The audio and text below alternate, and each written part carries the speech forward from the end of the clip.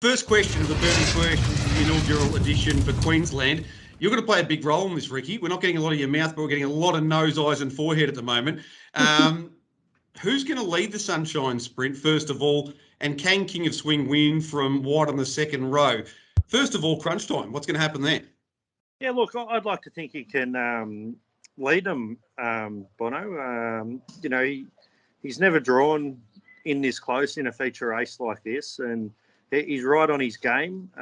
There's gate speed and then there's gate speed, and this race has got gate speed. It's a very, very fast front line.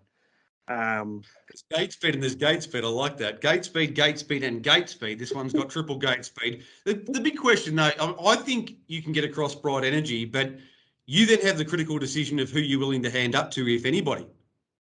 Yeah, that's right. Look, he runs his best races in front, this horse running, and I know he's never been in front at a race of this level. I'd be sort of half content to hold the front and just, have one throw at the dice in a mile race like this and just see if he's willing to do it. Now, we believe in transparency on this show. Are you saying that, Ricky, or are you meaning it? No, well, it's been a family. They know one way, and that's go forward, and they don't like to be unlucky. And, they've always wanted to have a crack at a race like this, and that's his racing pattern. I mean, I handed up to King of Swing in the was one of the sprint races, a lead up to the Miracle Mile, and Luke, he went 28 around the bend at Menangle and then home in 25. He was beaten 7 metres, I think, crunch time. But his style of racing is not to go 28 around the bend, is, go 26 or 27 or that third quarter. If you hand up, well, you lose control of that race then, don't you? So, in a word, Ricky, can King of Swing win from there around Albion Park? Of course, he's a champion. Champion? That's a big term, Brittany Graham. Is he a champion? And, well, I think you'll nearly need to be honest. How do you see the speed map going? Who's going to lead the race? We've been told that crunch time's a very good chance of it, but I think you'll have other ideas.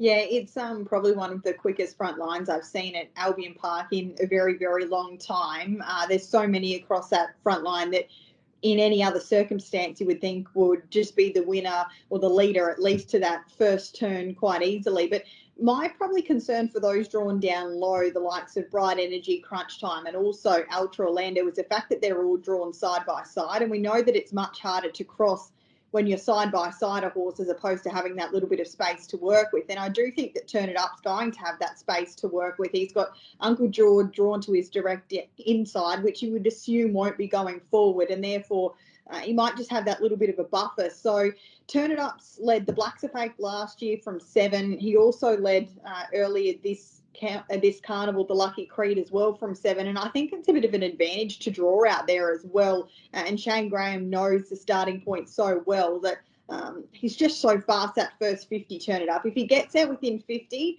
I think that's the way he's going to lead this race. But if that turn comes up, those down low are going to be further advantage. But to be honest, I'm not even really bringing copy that into calculations, which, do so at your own peril, because I also wrote off Amazing Dreams gate speed last week.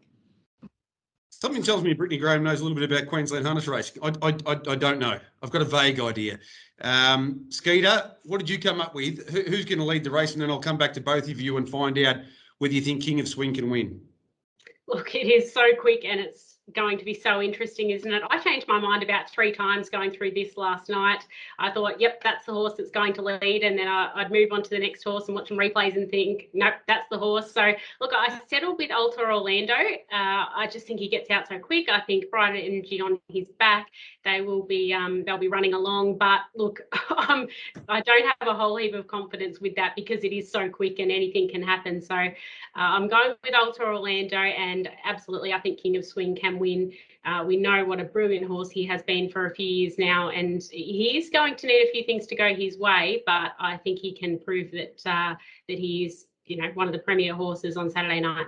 Ricky's called him a champion, Brett. Is he actually fast enough? That's the issue. Like, we know what a great horse he is, but he leads every time he races around Menangle. Is he actually fast enough, if they don't go that quickly through a second section, to come off the speed with 3 wide cover or 3 wide solo and win?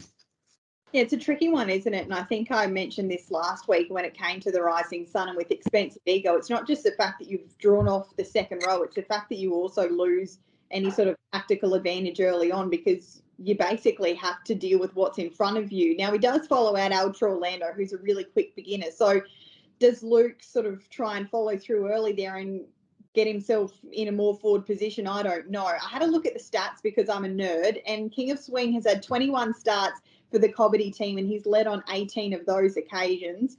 And that just shows the fact that we haven't got enough, knowledge just yet to really definitively say whether or not he can win when he's not in front. I think it's going to be really, really hard for him. I've got them running 51, maybe giving that track record a nudge of 150.4. And if he's 3 wide and working or has to come off the back row, he's going to have to be a champion to win.